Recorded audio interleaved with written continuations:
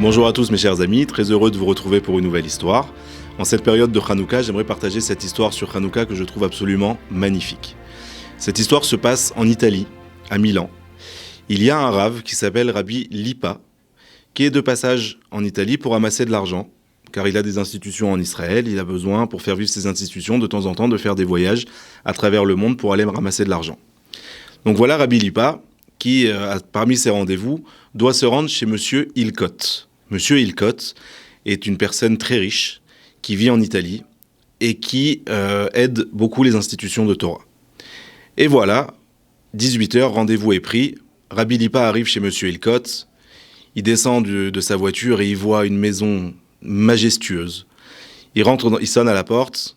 Un monsieur vient lui ouvrir, qui le fait patienter dans le salon en attendant que Monsieur Hilkot puisse se rendre disponible pour lui. Et il voit, il regarde, il observe, il se rend compte qu'il est dans un palace. Du marbre italien sur le sol, des lustres de cristal qui pendent au plafond, des dorures de partout, une maison mais majestueuse, un vrai palais. Et il s'approche du buffet, sur lequel il voit différents objets, et il voit une Hanoukia mais magnifique, tout en argent, vraiment ciselé, on sent un travail d'orfèvre. Et à côté de cette Hanoukia, il y a posé là des débris de verre, une bouteille comme ça, cassée, et qui fait un petit peu tache avec tout l'environnement. Tout est bien pimpant, rangé, propre. Et là, ces débris de verre comme ça sont un peu surprenants.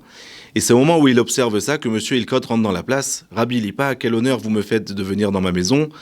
Je vois que vous êtes en train d'observer un petit peu tout. » Il lui dit « Oui, vraiment, votre Hanoukia, elle est extraordinairement belle. C'est quelque chose d'une pièce rare. J'avais jamais vu une aussi belle Hanoukia. » Et il lui dit « Mais je voyais que vous étiez en train d'observer les morceaux de verre, là. » Il dit « Oui, c'est vrai que ça fait un petit peu tâche. J'ai l'impression que quelque chose qui a tellement peu de valeur n'a pas sa place dans tout cet environnement de luxe dans lequel on se trouve là maintenant. » Et il lui dit « Détrompe-toi.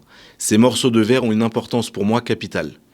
Je vais te raconter l'histoire. » Et voilà Monsieur Hilkot qui lui raconte son histoire. Il lui dit qu'il est natif de Hollande, qu'il a grandi là-bas en Hollande les plus belles années de sa vie.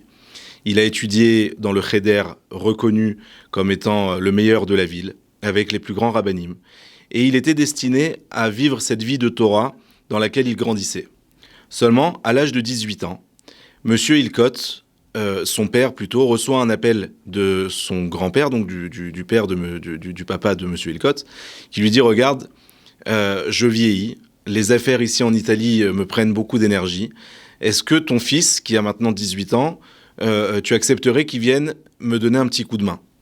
Et voilà comment je me suis retrouvé de Hollande en Italie pour aider mon grand-père, à la base pour quelques mois, car il était vraiment à bout de force. Seulement, voilà, je commence à travailler. Mon grand-père, quelque temps après mon arrivée de vieillesse, il décède. Et je me retrouve à la tête du magasin. Et effectivement, je travaille dur, mais les affaires marchent très bien. Et de mois en mois, d'année en année, les affaires grandissent. Et moi, pendant ce temps-là, on ouvre une deuxième, une troisième boutique, une quatrième boutique pour devenir la chaîne qu'elle est actuellement. Seulement voilà, au bout de quelques semaines que je suis en train de travailler là-bas, une fois je loupe la prière de Harvit. Et puis bon, je dis c'est pas grave, je commencerai. Et puis je la ferai un peu plus tard, ou je rattraperai, je la ferai seule, et puis je la fais pas.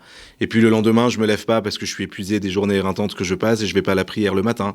Et de fil en aiguille, j'abandonne complètement toute cette éducation de Torah que j'avais et je ne pratique plus rien.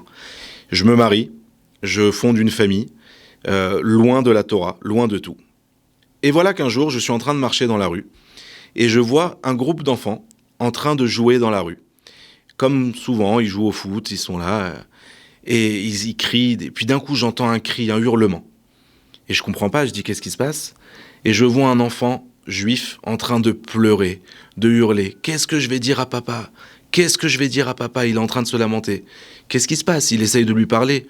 Le petit garçon n'a même pas la force de parler. La seule chose qu'il est capable de répéter, c'est « Qu'est-ce que je vais dire à papa ? Qu'est-ce que je vais dire à papa ?» Il comprend pas bien. Il s'approche des autres enfants. Il dit « Vous savez ce qui se passe ?» Et là, un enfant lui explique « Oui, ce petit garçon-là, son papa, il vient d'une famille très très pauvre.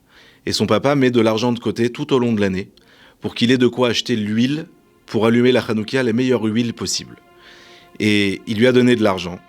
Il lui a dit « Attention, tu vas acheter la bouteille d'huile et tu reviens directement à la maison. Alors il a fait la première partie, il est parti acheter la bouteille d'huile.